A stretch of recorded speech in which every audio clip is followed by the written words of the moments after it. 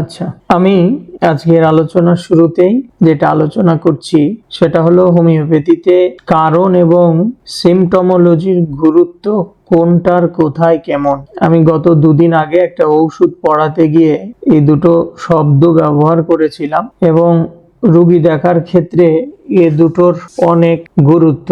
এটাই ঔষধ বলতে কি, এটা যদি ভালো করে বুঝতে পারি তাহলে একটা ঔষধে সরাসরি পৌঁছানো যায়। তাই জন্য বলছি এটাই ঔষধ। দেখেন, আমরা কথায় কথায় একটা কথা বলি যে টোটালিটি অফ সিমটমস, মানে হোমিওপ্যাথির মূল ভিত্তি হচ্ছে রোগীর কেন্দ্রিক লক্ষণ সমষ্টি, যেটাকে আমরা বলি টোটালিটি অফ সিমটমস। কিন্তু এই টোটালিটি অফ সিমটমস এর মধ্যে দুটো জিনিস থাকে। একটা হলো এই যে টোটালিটি অফ সিমটম, যেটাকে বলছি কেন্দ্রিক লক্ষণ সমষ্টি। এই লক্ষণ সমষ্টির মধ্যে কারণ থাকে এবং সিমটমোলজি বা সিমটমস দুটারই গুরুত্ব পায়। কিন্তু যেটা প্রশ্ন করেছিলেন যে কোনটার গুরুত্ব বেশি, মানে কজেশনের নাকি সিমটমোলজির, এখন অনেকে বলবেন যে অবশ্যই কজেশনের দাম বেশি, এটা আলোচনা করে সময় নষ্ট করার কি আছে। সম্পূর্ণ শোনেন মনোযোগ দিয়ে, তাহলে বুঝতে পারবেন। আপনাদের কাছে হয়তো সহজ যে কজেশনেরই দাম বেশি, গুরুত্ব বেশি, কিন্তু আমার উত্তর হলো একটা রোগীর যেহেতু বলছি কেন্দ্রিক লক্ষণ সমষ্টি, যতগুলোই রোগী আসুক না কেন সে প্রতিজন একজন। তাই ওই দিক থেকে চিন্তা করলে এটার উত্তর দেওয়া আমার পক্ষে না, কারো পক্ষেই সহজ না। কারণ রোগী ভেদে কখনো কজেশনের দাম বেশি, রোগী ভেদে কখনো সিমটমোলজির দাম বেশি, রোগী ভেদে কখনো থেরাপিউটিক্সের দাম বেশি, রোগী ভেদে কখনো রোগের নাম ধরে ঔষধ প্রেসক্রিপশনের গুরুত্ব বেশি, রোগী ভেদে কোনো প্রেসক্রিপশনই নাই, একটা ভিটামিনের বোতল নিয়ে ধরায় দেওয়া, ওটারও দাম বেশি। তাই আমি বলেছি এই দুটোর, মানে আমার অপিনিয়ন হলো উত্তর দেওয়া সহজ না কার দাম বেশি। কারণ যেই মানুষটা কথা বলছে, আমি গতকালকের আলোচনাতেও বলছিলাম যে ও কি চাই, ওটারই দাম বেশি। উদাহরণ দিতে গিয়ে বলছিলাম যে আমি অসুস্থ, শরীরটা ভালো করছে না, কোনো ভিটামিন ফাইল আছে। আজকে একটা রোগী আমাকে সরাসরি এই কথা বলছিল, নাটোর থেকে আসছে, রোগীটা নিয়ে আসছে একজন প্যারালাইসিসের রোগী। উনি এই কথা বলছে, হয়তো তার চিকিৎসা ব্যবস্থা ভালো লেগেছে আমার, তাই উনি ওটা খেয়ে আমার গুরুত্ব বা চেক বা কোনো কিছু একটা সে চাচ্ছে। আমি একটা গ্রামে বাড়ি করতেছি, তো সেই 12 ঘাটি আছে চাপায়ের এদিকে, ওখান থেকে বলে আরো 3.5 ঘন্টা সময় লাগে যেতে। এরকম গ্রামের কিছু মানুষ আমার ওই যে পানি সংরক্ষণের জন্য ময়লা পানি, এদিকে সুকাইল বলে, গ্রামে তো ড্রেন নেই, ওটার কাজ করছে। প্রায় 18 ফিট 19 ফিট ওনারা খুঁড়েছেন, প্রচুর পরিশ্রমী, প্রচুর, খুব মায়া লাগছে ওদের ওপর। তো গতকালকে পরশুদিন একজন আমাকে বলছে যে ডাক্তার, আমরা এগুলা কাজ করি, আমাদের শরীর ভালো রাখার জন্য কোনো ভিটামিন নাই। ও কি চাচ্ছে? ভিটামিন চাচ্ছে। ওরা বুঝেই ওইটা। আপনি যদি বলেন যে আপনার এই যে শারীরিক পরিশ্রম, এই পরিশ্রমের ফলে যে রোগের উৎপত্তি, সেই ওষুধটা আজকে পড়াবো, আমরা আলোচনা করব, ও কিন্তু এটা বুঝবে না। কিন্তু ওকে যদি ওই বড় একটা ফাইল ধরায় দেন, ও খুশি হবে। সত্যিও খুশি হয়েছে। আজকে সন্ধ্যায় ওরা চলে গেল ওদের বাড়িতে, 6 জনকে 6টা বড় বড় আলফার বোতল ধরাই দিছি। এত খুশি, 2 হাত তুলে আসমান আল্লাহর কাছে আমার জন্য দোয়া করতেছে যে মানুষ দেখছে আপনার মতন দেখিনি। এই যে ওদের খুশিটা। তাহলে এইখানে ওই যে বলতেছেন না কজেশনের দাম বেশি না সিমটমোলজির দাম বেশি, রোগীর আচরণগত দিক যেটা দেখবেন, ওর পরিপ্রেক্ষিতে যে প্রেসক্রিপশন, এটার দাম বেশি। বাবা, এটা আপনাদের মাথায় নেবেন না, মানে ঢুকবে না। আমার সাথে আপনারা বিরোধিতা করতে পারেন, কিন্তু যখন ঠেকবেন, কি বলতেছি, ঠেকবেন, আবারও বলতেছি ঠেকবেন, তখন ডাক্তার সাদের কথা হাড়ে হাড়ে না, লুম কোপের গোড়ায় গোড়ায় টের পাবেন। আরো সময় আছে সামনে, কারণ আমি খুব ছোট অবস্থায় হোমিওপ্যাথিতে আসছি, খুব ছোট অবস্থায় এই হোমিওপ্যাথি ডাক্তারদের লাথি চড় খাইছি। আমার মনে আছে, খুব কষ্ট লাগে ওই জিনিসটা মনে পড়লে। একটা ক্র্যাক সফটওয়্যার আমাকে দিয়ে আমার কাছ থেকে 25,000 টাকা হাতায় নিয়েছিল। তখন আমি কলেজে ভর্তি হইনি, আমার নানার সাথে আমি প্র্যাকটিস করি। বলবো না, একজন নাম করা বিএইচএমএস ডাক্তার, উনি হাতায় নিয়েছিল আমার কাছ থেকে। খালি একটা ভালো মানের গাড়িতে চড়ে ওর চেম্বারে গেছিলাম, তাই নিজের গাড়ি না, আমার বড় বোন জামাইয়ের গাড়ি। অহংকার হবে এই জন্য নিজে গাড়ি কিনি না। তো তখন থেকে আমার খুব কষ্ট, তখন থেকে আমার স্বপ্ন ছিল আল্লাহ যদি আমাকে কখনো শেখায়, আমি মন খুইলা দিল খুইলা মানুষকে প্রত্যেকটা সেক্টর বলবো এই হোমিওপ্যাথির। কেউ খারাপ বলুক আর কেউ ভালো বলুক, ওতে আমার যায় আসে না, কারণ আমার গায়ের তো লাগবে না। তাই বুঝেন কি চাচ্ছে। কজেশনের সময় কজেশন, সিমটমের সময় সিমটমস, থেরাপিউটিক্স এর সময় থেরাপিউটিক্স, রোগ অনুযায়ী হলে রোগ অনুযায়ী আপনারা প্রেসক্রিপশন করবেন, কোনো অসুবিধা নেই। তাহলে প্রথম কথা হলো রোগী ভেদে সে কি চাচ্ছে ওর ওপরে গুরুত্ব আপনাকে সব থেকে বেশি দিতে হবে। এখন ও যদি ভুল চায়, আপনি জেনে শুনেই ভুলটা করবেন, ফলে ও যদি ওই ভুলের ফলে উপকৃত হয়, ও কিন্তু দ্বিতীয়বার আপনার কাছে আসবে, কারণ ওইটা ওর মনের মতো হয়েছে। এবার আপনি আপনার হালাল জিনিসটা ওনাকে শেখান যে আসলে তুমি এটা চাইছিলা, এই জন্য এটা দিছিলাম, মূলত এইটা সিস্টেম না, সিস্টেম হলো এইটা। আচ্ছা, এখন কথা হলো জানার বিষয় হলো কজেশন বা কারণ কি।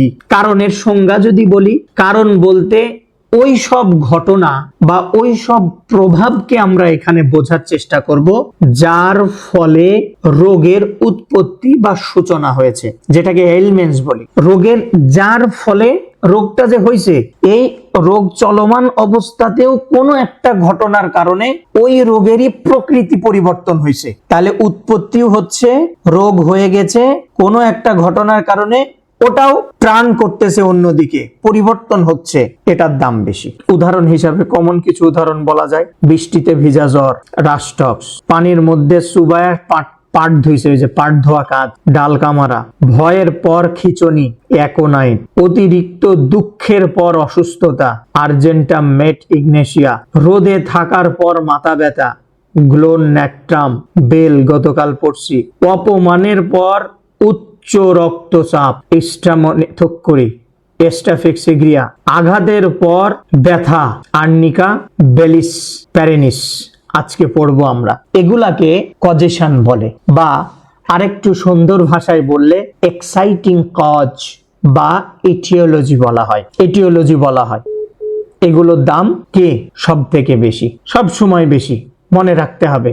আচ্ছা, 2 নাম্বার হলো সিমটমোলজি কি। একে যদি বলি, সিমটমোলজি হলো ওই যে শুরু করছেন, কও দেখি তোমার কি সমস্যা, ওইখান থেকে ধরেন মাথার চাঁদির থেকে নিয়ে পায়ের তলা অবধি আপনি যা যা লিখছেন, ওই যে মাস্টারদেরকে আরেকদিন বললাম রচনা যারা লিখবে তাদেরকে নাম্বার বেশি দেবেন, ওই রচনা হলো সিমটমোলজি। এর মধ্যে রোগীর মানসিক লক্ষণ থাকবে, এর মধ্যে রোগীর জেনারেল লক্ষণ থাকবে, এর মধ্যে রোগীর পার্টিকুলার লক্ষণ থাকবে, এর মধ্যে রোগের মডালিটি থাকবে, মানে কিসে বাড়ে কিসে কমে, এর মধ্যে থাকবে হলো কনকমিটেন্ট সিমটমস। এই সবগুলো মিলিয়ে তৈরি হয় টোটালিটি অফ সিমটমস। এতটুকু ক্লিয়ার? যারা জানেন তাদের কাছে বিরক্ত, আর যারা জানেন না তারা ক্লিয়ার হয়েছেন। আচ্ছা, হয়তো চুপচাপ আছেন মানে সবাই ক্লিয়ার হয়েছেন।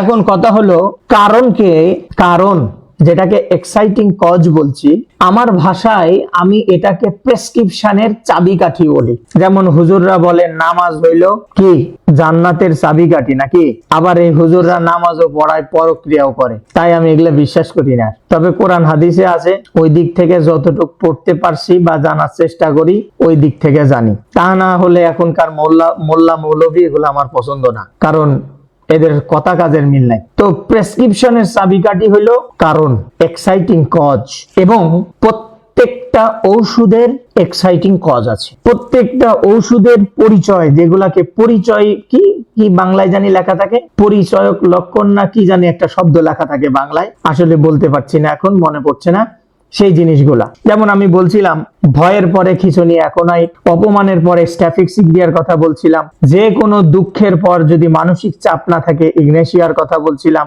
আঘাতের পর আর্নিকা বলছিলাম, রোদের পরে গ্লোন ন্যাকটাম এবং বেলকে বলছিলাম। এখানে কারণ গুরুত্বপূর্ণ, মানে ওখান থেকেই শুরু হয়েছে। আমরা একটু অর্গাননে যাই, অর্গানন অফ মেডিসিন, এই বিশাল জিনিস, এই পড়তে গিয়ে দাঁতের পাটি ভেঙে গেছে আমার। আপনার অর্গানন যাদের সম্পূর্ণ পড়া আছে আমার সঙ্গে তারা একমত হবেন, হ্যানিম্যান কিন্তু অর্গানো মেডিসিনে সব থেকে বেশি গুরুত্ব দিয়েছেন হলো এই কারণের উপরে।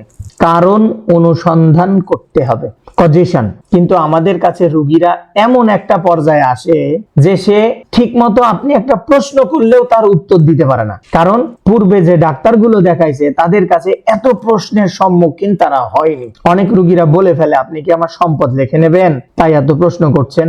এই যে অনুসন্ধান, কারণ অনুসন্ধান, এর মধ্যে হ্যানিম্যান তিনটা শব্দ বলছে।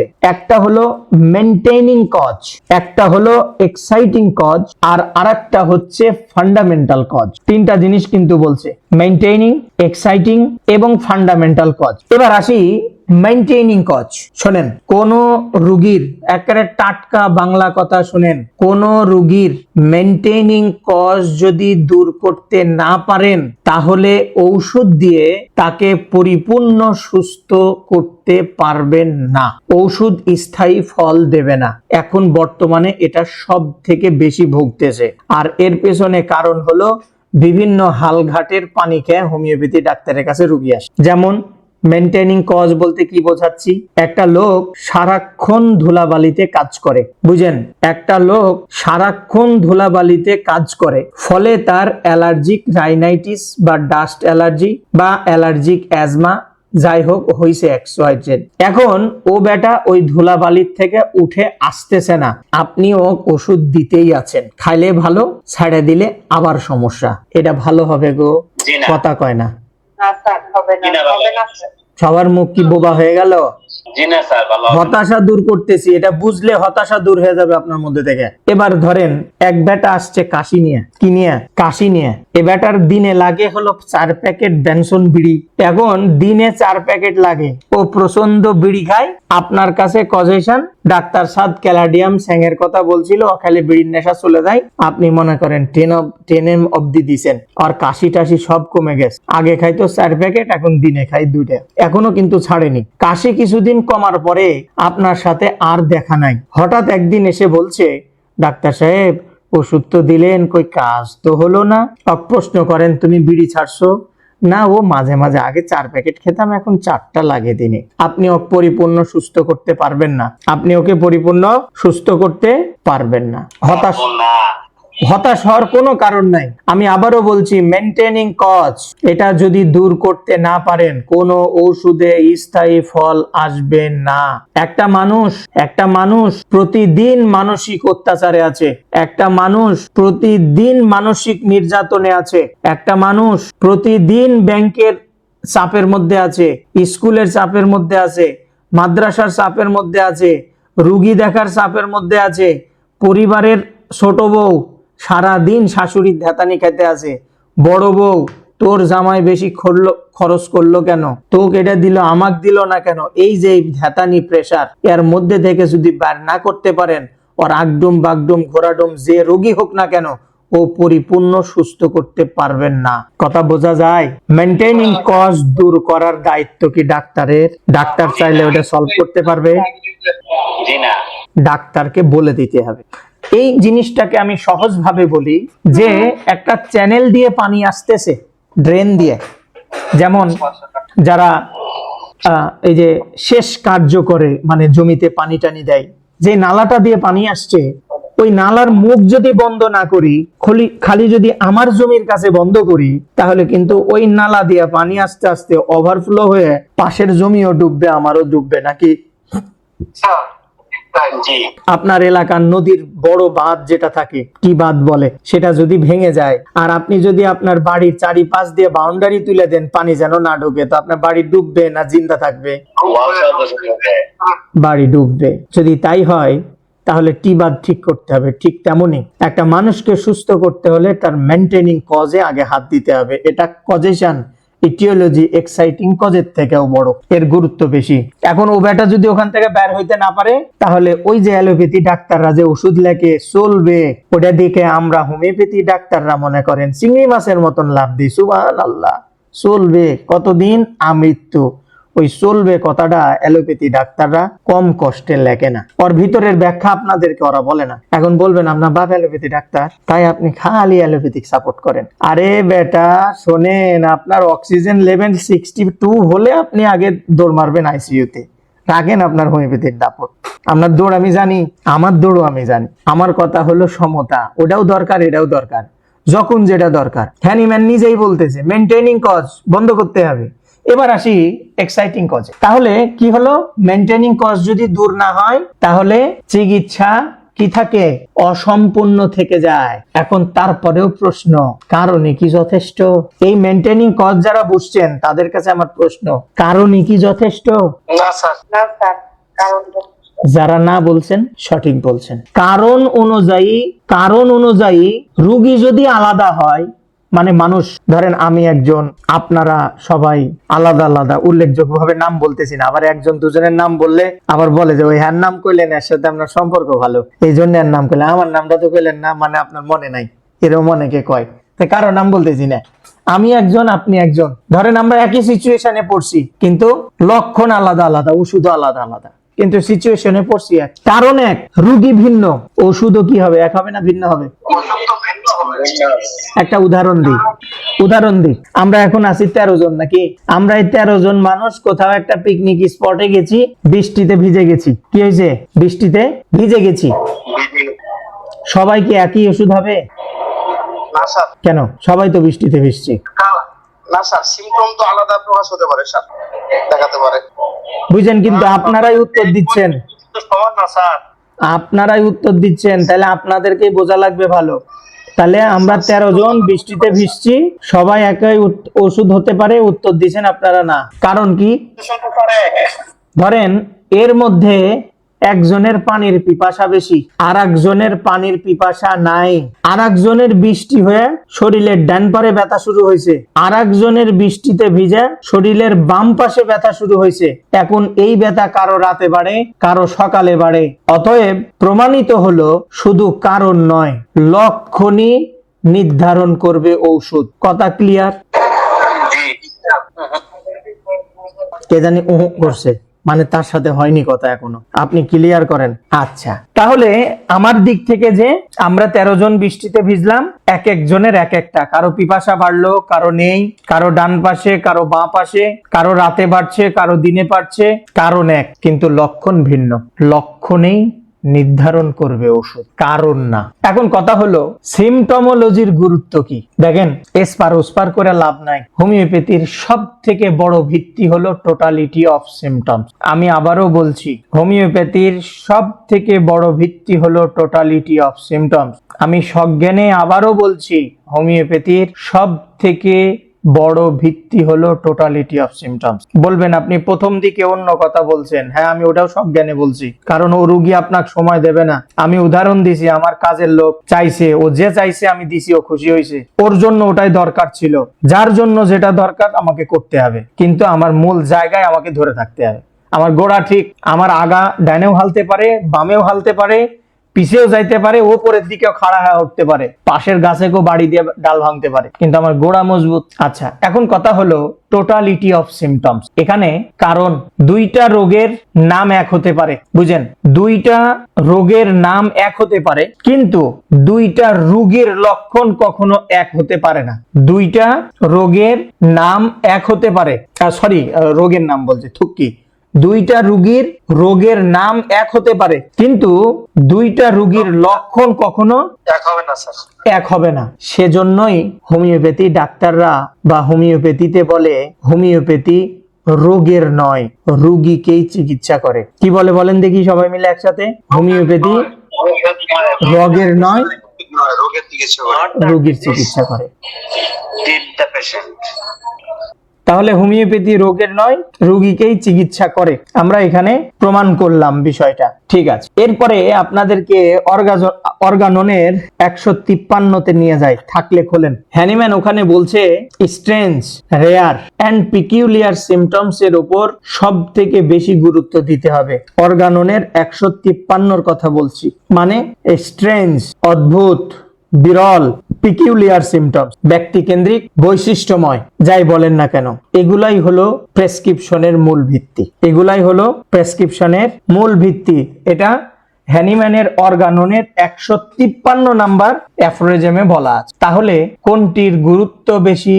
উত্তর হলো সিমটমস টু কজ। কিন্তু সিমটমস টু কজ মানে আগে সিমটমস এরপরে কজ, কিন্তু কজকেও কখনো অবহেলা করা যাবে না। ওই অর্গাননই বলতেছে, ওই অর্গানন দিয়েই আবার প্রমাণ করছি, কজেশনকে কখনো অবহেলা করা যাবে না। কারণ অনেক ক্ষেত্রেই কজেশনই রেপার্টরির সব থেকে শক্তিশালী রুব্রিক্স, যার আন্ডারে একটা অথবা দুইটা ওষুধ আছে, বা তিনটা বা পাঁচটা বা আটটা আছে। আবার অনেক ক্ষেত্রেই কজেশনের মূল্য খুব কম। এর দ্বারা আমি প্রথমে যে বললাম, যে বেটা যা চাচ্ছে, যে বেটার মধ্যে যা বুঝতেছেন, ওই বেটাকে ওইটাই আপনাকে দিতে হবে। হোমিওপ্যাথি বদ্ধমূল কোনো ধারণায় চলে না। আমি আবারও বলছি, হোমিওপ্যাথি বদ্ধমূল কোনো ধারণাই চলে না। যদি থাকতো তাহলে ফুল স্টপ হ্যানিম্যান নিজেই দিয়ে যাইতো। দিয়ে যাননি, কেন্ট দিয়ে যায়নি, ফ্যারিংটন দিয়ে যায়নি, কোনো বেটা মনীষী দিয়ে যায়নি। প্রতিদিনই নিত্য নতুন জিনিসগুলো হোমিওপ্যাথির মধ্যে থেকে আসতেছে। একটা কম্প্যারিজন করি। ধরেন একজন গোয়েন্দা একটা মার্ডারের তদন্ত করতেছে। কাক গোয়েন্দা বানাবো এর মধ্যে থেকে? কে হতে রাজি আছেন কোন? একজন গোয়েন্দা একটা হত্যাকাণ্ডের তদন্ত করতেছে। এখানে কারণ কি? মানে ওই যে হত্যাকাণ্ডের যে তদন্ত করতেছে, ও কি করবে বলেন দেখি আগে? হ্যাঁ গো, প্রশাসনের কেউ নেই এখানে। কারণ হলো সে গিয়ে খুঁজবে প্রথমে, যদি ঘুষ না খায়, কেন হত্যা হলো, তাই কি না? কেন হত্যা হলো। আচ্ছা, এইটার পরে আর কি করবে? তারপরের লক্ষ্য হলো ঘটনাস্থলের প্রমাণ। ওই জায়গাটায় কি কি হয়েছে, কোন জায়গায় হয়েছে, ওই জায়গাটাতে ওই যে ইয়া দিয়ে ব্র্যাকেট দিয়ে দেয় নাকি, একদম ওই যে টেপ দিয়ে নাকি দিয়ে ব্র্যাকেট দিয়ে দেয়। এখন কথা হলো, ওই গোয়েন্দার লোক যদি শুধু কারণ জানা থাকে যে এই কারণে হয়েছে, তাহলে কি অপরাধীকে ধরা যাবে? অপরাধীকে ধরা যাবে না। কেন? ওরা ওই স্পট, ঘটনার স্পটটা এসে কিন্তু আবার অঙ্কন করে একটা ডেমো। আমি যতটুকু প্রশাসনের লোকজনের সাথে মিশি বা আমার সঙ্গে আন্তরিকতা আছে ভিতরে, ওরা আমার কাছে গল্প করে, সেটা আমি বলছি। মানে ওই জায়গাটা ওরা আগে আঁকায়, এরকম হতে পারে, সেটা নিয়ে আরো গভীর তদন্তের মধ্যে ওরা যায়। তাহলে যেমন কেন হত্যা হলো, ওই কারণ জানলে যেমন অপরাধীকে শনাক্ত করা যাবে না, আবার ওই যে ঘটনা স্পটটা পরিদর্শন করে এসে যে একটা ট্যাটু আঁকাইলো বা ছবি আঁকাইলো, ওই প্রমাণটা দিয়েও কিন্তু বিচারক আদালতে বিচার করতে পারবে না। তাহলে এখানে শুধু কারণও জানার দরকার, ঘটনা স্থানও পরিদর্শনের দরকার। ঠিক তেমনি হোমিওপ্যাথি চিকিৎসায় কারণেরও দূরত্ব যেমন, ঠিক এইখানে যেমন ঘটনাস্থল পরিদর্শন করতেছে, ওই রকম সিমটোমোলজিরও গুরুত্ব তেমন।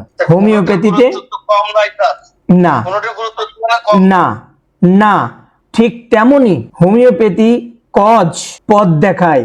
যেমন কেন হত্যাকাণ্ড ঘটিত হলো, কারণ ওকে পথ দেখাচ্ছে, আর ওই যে স্পট ওকে তার গন্তব্যে পৌঁছাচ্ছে যে এইভাবে হয়েছে, ফলে এগুলা আমরা পেতে পারি। ঠিক কজেশন হলো পথ দেখায়, সিমটমস হচ্ছে গন্তব্যে পৌঁছায়। ক্লিয়ার?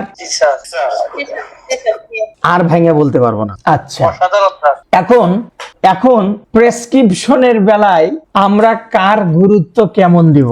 আমরা কজেশন, সিমটোমোলজি দুটাই বুঝে ফেলছি, কার দাম কেমন দেব। প্রেসক্রিপশনের অনেকে অনেকভাবে বলে।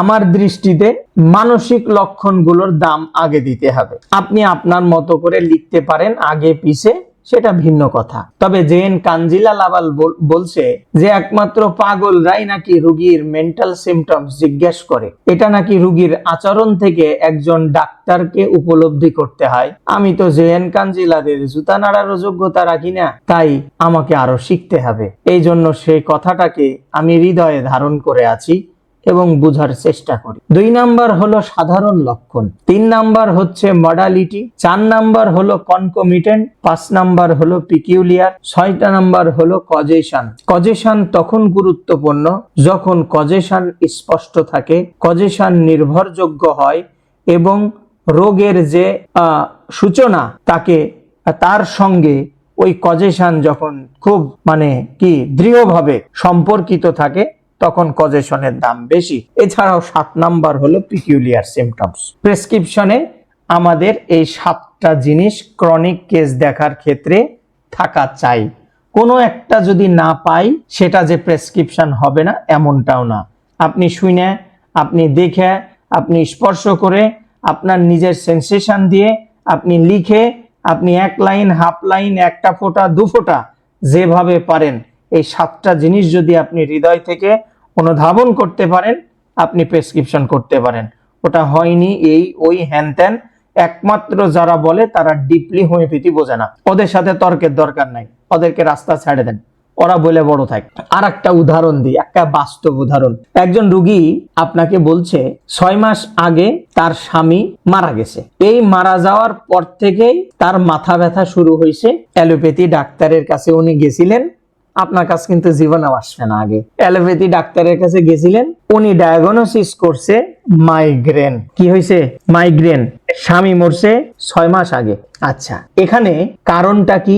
এক্সাইটিং কজ, গভীর দুঃখ, শোক, স্বামী মারা যাওয়া, গভীর দুঃখ বা শোক। আচ্ছা, এখন এই যে আপনি এই গভীর দুঃখ শোকের উপরে কি ওষুধ প্রেসক্রিপশন করবেন? কি বলেন? মন থেকে বলেন। সবার সাথে সবার ভিন্নতা হোক, কোনো অসুবিধা নেই। আমি বলছি অনেক কথা আপনাদের সঙ্গে মিলছে না, তো আমার কিছু হচ্ছে? সবার কথা কারণটাই স্যার প্রধান করতে হবে স্যার, এটাকে ভিত্তি ধরে স্যার ওষুধ প্রেসক্রিপশন করতে হবে স্যার। আচ্ছা, তাহলে সবাই একমত যে গভীর দুঃখ বা শোক এটাই হলো মূল ভিত্তি। আচ্ছা, আপনাদের সবাইকে ধন্যবাদ, আপনারা সঠিকটাই ধরেছেন, কিন্তু আমি একটু জুড়ে দিচ্ছি, আপনারাও জুড়ে নেন। গভীর শোক, দুঃখ, এক্সাইটিং কজ। কিন্তু আপনি যখন প্রেসক্রিপশন করবেন তার আগে আপনাকে দেখতে হবে রোগী কাঁদে কিনা, ফলে সে একা থাকতে চায় কিনা, পানির পিপাসা কেমন, ঠান্ডা না গরম পছন্দ, ব্যথা, এই যে মাথার যে ব্যথা মাইগ্রেন কখন বাড়ছে, মানসিক পরিবর্তন কেমন, যেটা মুড সুইং। তারপর ওষুধ প্রেসক্রিপশন করতে হবে, তারপর ওষুধ প্রেসক্রিপশন করতে হবে। একটা রোগী তাইলে কাঁদে, একটা রোগী একা থাকতে চায়, একটা রোগীর পানির পিপাসা প্রচুর, একটা রোগী গরম সহ্য করতে পারে না, একটা রোগীর ব্যথা দিনের বেলা সূর্যের আলোর দিকে তাকাইলে বাড়ছে, একটা রোগীর কি কেউ কিছু বলে খ্যাচম্যাচ করে উঠছে। ওষুধ কি? নেট্টামিউর। Prescription potency 1M। তার রেকর্ড থাকছে আজকে ক্লাস না, আপনার এই কথার জন্য আমি রেকর্ডটা দেবো না। রেকর্ড দিয়ে কি করবেন? আপনার মেধা নেই। আমি এই আলোচনাগুলা করছি, আমার সামনে কোনো নোট নেই, আমি কি করে করছি? পাগলের মতো বলতেই আছি একটার পর এক। স্লিপ অফ টাং একটা হয়েছে একটা জায়গায়, ওই যে রুগী, 2টা রুগীর একটাই রোগ কিন্তু রুগী আলাদা, ওইখানে আমার খালি একটা স্লিপ অফ টাং হয়েছে। তাহলে নেট্টামিউর হইলো এবং নেট্টামিউরের পোটেন্সি হইলো 1M। 6 মাস পার হয়ে গেছে, তাই আমরা 1M এ চলে গেছি। ওর মাথা ব্যথা ভালো হবে, ওর মাথা ব্যথা ভালো হবে কোন যে নেট্টামিউর বলছেন হওয়াটাই স্বাভাবিক, আমরা এটাই ধরতে পারি।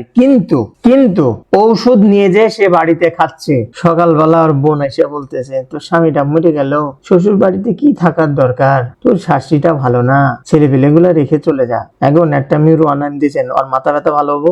জীবনেও না স্যার, এটা দূর না করলে ভালো হবে, জীবনেও ভালো হবে না। জীবনে ভালো হবে না বলছেন? এই সোহাগ চুপে গেছে মানে ওরটা ভালো হবে না স্যার, মেয়ে কেনে ব্যস্ত আছে স্যার, কথা শুনতে শুনতে। হ্যাঁ, ও বোন ফুসকুড়ি দিচ্ছে।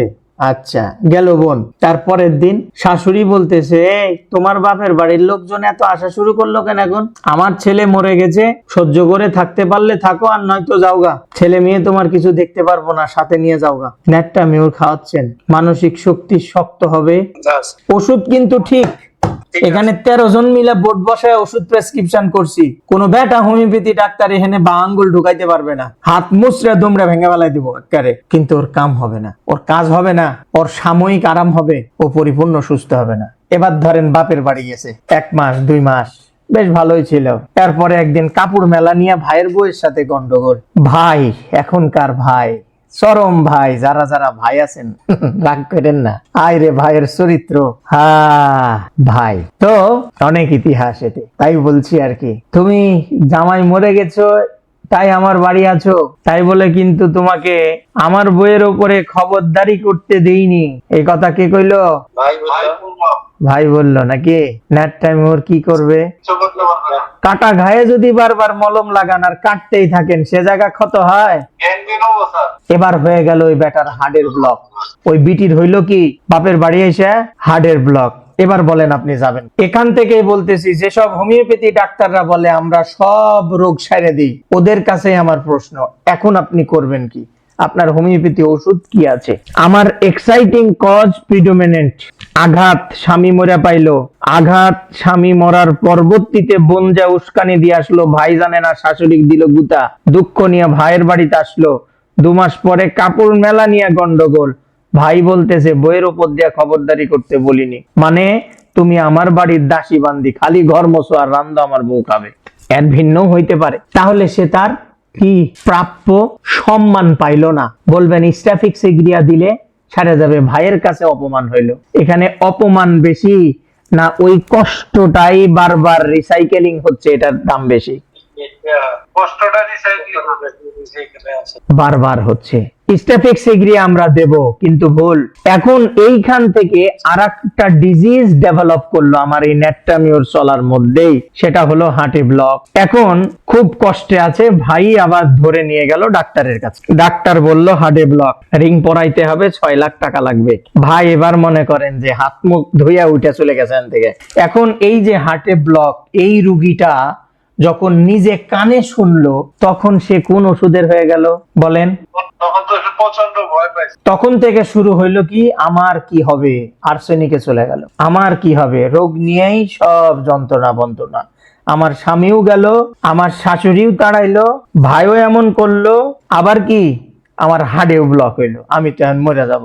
আমার 2টা সওয়ালের কি হবো? এই যে প্যাচ ব্যারিয়ার, এই ব্যারিয়ার গুলো একটা একটা করে কাটাইতে হলে ওই যে রোগীর, যেটাকে বলছিলাম কি, হ্যাঁ কজ, 3টা কজ বলছিলাম, মেইনটেইনিং কজ প্রথমে ক্লিয়ার করতে হবে। এখানে গার্জিয়ান দরকার, যেটা কখনোই এই সমাজে, এই সিফিলিটিক কন্ডিশন সমাজে কাটানো সম্ভব না।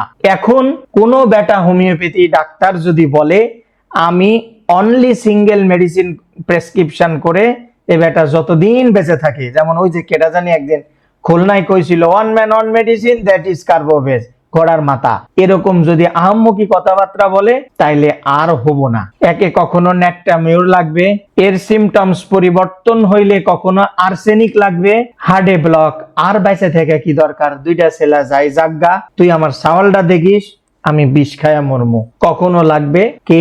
আর্জেন্টাম মেটালিকাম, নাইটিকাম না মেটালিকাম, ঘুরবে এইভাবে। এইভাবে এক একটা ব্যারিয়ার কাটিয়ে কাটিয়ে এই রোগীটাকে একটা জায়গায় আনতে হবে। কিন্তু ওই অ্যালোপ্যাথি ডাক্তারের মতো আপনার কি লিখতে হবে? ঔষধ চলবে। তা অগোগাল দেন কেন? চলবে। অগোগাল দেন কেন? খুব হেডা মারলা নাকি? না স্যার, কোনোদিন তো গালি দেয় না স্যার। ওরে সুবহানাল্লাহ, আমার পেজের কমেন্টস গুলা খালি দেখেন, কুষ্টি তুষ্টি করে ধয় অ্যালোপ্যাথি ডাক্তারের, এক একটা হোমিওপ্যাথি ডাক্তার। তাহলে এই আলোচনার সারসংক্ষেপ কি হলো? খুব ছোট্ট করে যদি কই, তাহলে হোমিওপ্যাথিতে কারণ এবং সিমটমস বা সিমটমোলজি একে অপরের কি পরিপূরক। আপনারাই প্রমাণ করলেন, আমি কিন্তু এই শব্দ ব্যবহার করিনি, আপনাদের শব্দ নিয়েই বলছি। কারণ এবং সিমটমস একে অপরের পরিপূরক। কারণ রোগের উৎপত্তি এবং প্রেক্ষাপট এই বুঝতে দুটোই সাহায্য করে, আর সিমটমোলজি রোগীর স্বতন্ত্র বৈশিষ্ট্যকে প্রকাশ করতে সাহায্য করে। তাই একজন আদর্শ হোমিওপ্যাথ, একজন আদর্শ প্রেসক্রাইবার প্রেসক্রিপশনের প্রথমে কারণ অনুসন্ধান করবে, কিন্তু ঔষধ নির্বাচন করতে হলে টোটালিটি অফ সিমটমস এর ভিত্তিতে তাকে ঔষধ প্রেসক্রিপশন করতে হবে। ফুল স্টপ দিলাম এখানে, এর উপরে আর কোনো কথা চলবে না। কারণ চিকিৎসকের দৃষ্টি আকর্ষণ করে, আমি আরো ক্লিয়ার করছি, কারণ চিকিৎসকের দৃষ্টি আকর্ষণ করে, কিন্তু লক্ষণই সঠিক ঔষধ নির্বাচনের নিশ্চয়তা একজন চিকিৎসককে দিয়ে থাকে, যে বেটা কিনা ম্যাটেরিয়া মেডিকার পাই টু পাই ধরে ধরে ধরে ধরে প্রতিনিয়ত বলতে থাকে, প্রতিনিয়ত চর্চা করতে থাকে। আমি এখানেও ফুল স্টপ দিলাম। আমি এই ধারণার বাইরে নিজে চলি না, চলবো না। তবে হ্যাঁ, আমার গোড়া ঠিক, কিন্তু বর্তমান সমাজের মানুষের অবস্থা অনুযায়ী আমার ডালপালা ডানে বামে কখনো হালে, কিন্তু গোড়ায় আমি মজবুত আছি। এবং এটাই আমি আপনাদেরকে উপদেশ দিচ্ছি, আপনাদেরকে সঙ্গে সঙ্গে ইন্সপায়ারও করছি। বিফল হবেন না কোনো কেস এভাবে যদি চলেন। যে বেটা হোমিওপ্যাথি ডাক্তার বলুক, সবাই তার নিজের স্বার্থের জন্য বলবে। আমি কোনো স্বার্থের জন্য কথা বলছি না। 600 টাকা আমার দিয়ে কিছু হয় না, সত্যি কথা বলতে। বারবার বললি ছেড়ে স্যার লজ্জা লাগে স্যার, আর বলেন না। মন খুলে বলতেছি, আপনাদের কিচ্ছু হয় না, যা বলতেছি মন খুলে। এভাবেই প্রেসক্রিপশন করবেন, আমি এভাবেই করি। ক্লিয়ার হয়েছেন না? আর কোনো প্রশ্ন আছে রিলেটেড? না হলে এখান থেকে বিদায় নেব। Clear sir. ঠিক আছে, ধন্যবাদ। সমস্যা স্যার সাথে দুই ঠ্যাঙা লাগি স্যার, সব তুলারাই যাচ্ছে। তাহলে একটা ঠ্যাং কেটে ফেলেন, বড় সমস্যা স্যার। একটা ঠ্যাং কেটে ফেলে একটা ঠ্যাংয়ের উপরে ভর করেন। আমি আসি পিছে, সামনে যাইতে পারবো না, আমার যোগ্যতা পিছে, আমি পিছেই থাকবো।